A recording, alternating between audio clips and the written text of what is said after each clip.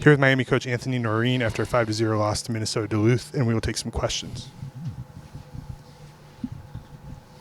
Coach, tell me about your overall feelings on the game, start to finish. Yeah, I mean, I thought we had good jump and good energy from the beginning. I thought we were physical. We had a breakdown for sure on the first goal. Second one's just kind of unlucky. I mean, they whip a puck, it hits a guy and goes in the back of the net. And you're 2-0 going into the second, and you feel like you get the 5. Obviously, that's a big moment. We got to find a way to put one in the back of the net on that 5-minute power play.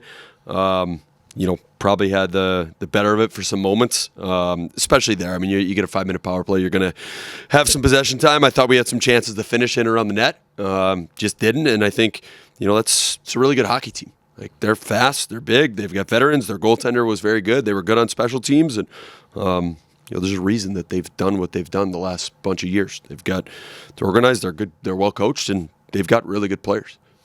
When you've got a guy that goes down with an injury like that, and a player who's played every game and been a big-time player for you, what do you do as a coaching staff to pick the guys up to try to pick it up for him? Yeah, I mean, your first thing you do is you're checking on the player, making sure he's okay, and then it's a next man up. It's part of hockey. It happens at every level. Someone's going to go down, and next guy needs to step up. Obviously, Duco plays a major role for us. He's on power plays, on penalty kill.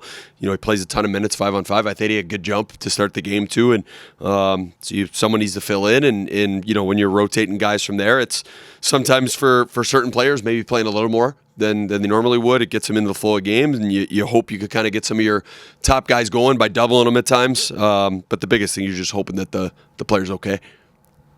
Felt like they blocked a lot of shots tonight, especially on special teams. Kind of how do you get your guys going in the right direction in terms of getting shots on net, in terms of not shooting into shin pads or anything like that? Yeah, and I think, again, credit them. They did do a good job of blocking shots. I think you've got to find a way to create a lane, but things need to happen quicker. They need to happen faster. I mean, look at their goals. Their goals were bang, bang, on a stick, off a stick, back of the net, no handles, just things happen quickly. And we've got to do a better job of that, of just when there's a lane to get it to the net, we got to deliver it quickly. If the lane's not there, then we can't force it into a body or into a shin pad, and we need to possess and go from there. You announced your leadership group before this series. What did you see from those guys tonight? Yeah, I mean, Sully obviously is a guy who's going to lay his heart on the line every single night. You see it. I mean, it's 3-0, and he lays out and blocks a shot there. Again, everything you need to know about him, you see in that. And again, with Mess and Moltz, those 3 guys just do it right. And again, it's just like our team. You're going to make mistakes. Mistakes happen, but the teams and the guys that show up, they do things right. They don't veer. They don't get negative. They don't get thrown off track based on results or that's what we want to be about. And I think those guys, without a doubt, they're just consistently that. Tomorrow night, you got these guys and coming off of the shutout win. How do you disrupt that? Is it vitally key to come out really hard right from the start? I mean, I think with our group, it's vitally key to come out hard from the start every night. I mean, just, again, look at that group. Look what they have. I mean, 10 NHL draft picks? Like, they've got some high-end guys. Like, we can't afford to ever take the foot off the gas. That's okay. Like, teams, there are teams that win like that all the time, where they're maybe, undermanned, or the other team's got higher end. Like, it happens in every sport. We need to find a way to just play at that elevated level, which I think there were some really good spurts tonight where you saw it. It's like, okay, that's what we want to look like. Skating, physical, not just one guy, but 2 guys and 3 guys, and winning battles and creating puck chances and pucks around the net. Like, that's what we need to be, but we need to be that at all times. Like, we can't ever take our foot off the gas. And, again, I didn't think wasn't like we were hemmed in our own zone for long periods of time or anything like that. Just there, as soon as there is a second and there's an instant where they could transition, they've got a ton of speed and they get up the ice. So you've got to try and spend more time in the offensive zone. And again, I'd like to see us finish better. We've just got to find a way to put the puck in the back of the net. And sometimes just that thing, which at times is a little bit subjective, like that alone builds confidence and, feeds into a team atmosphere. Here with Blake Mesenburg after a 5-0 loss to Minnesota Duluth, and we will take some questions. Blake, they're a fast, tough, physical team, but you're able to generate chances.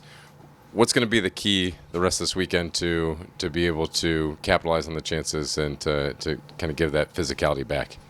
I mean, I think it's just going to take one. There was a lot of, none of their goals felt like they were out manning us or out competing us in the zone. It was a lot of odd man rushes. One of them was an unlucky bounce. Getting one of those and getting the momentum and running with it. I didn't feel like we were ever out of that game, even when it was 3-0. Being named an assistant captain this week, obviously the leadership falls to all the older guys, but as somebody who's entrusted to be one of those key leaders for the team, what do you do in the locker room to put this one behind you and move forward to tomorrow? It's just, I think it's voicing that, like I said, it's a momentum thing, and there's a lot that we can change when it comes to execution, but grabbing the momentum and staying positive is the first step that we need to make tomorrow night. Felt like you guys got a lot of shot attempts, but they blocked a lot of shots tonight. How do you guys kind of moving forward get pucks onto the net instead of into bodies or into shin pads?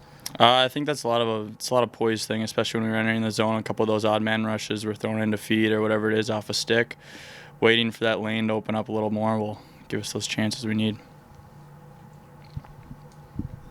Your line seems that you never take a shift off. What's been the key to your lines, the hustle that you guys have, the ability that you've had to disrupt the opposing team, your line in particular? Yeah, I don't think our line's not full of a bunch of skill guys for sure, but we understand the structure of our team and we understand our job, and we're feeding off the lines before us. Whether that's good or bad, we're taking the momentum and wanting to get it back if we don't have it.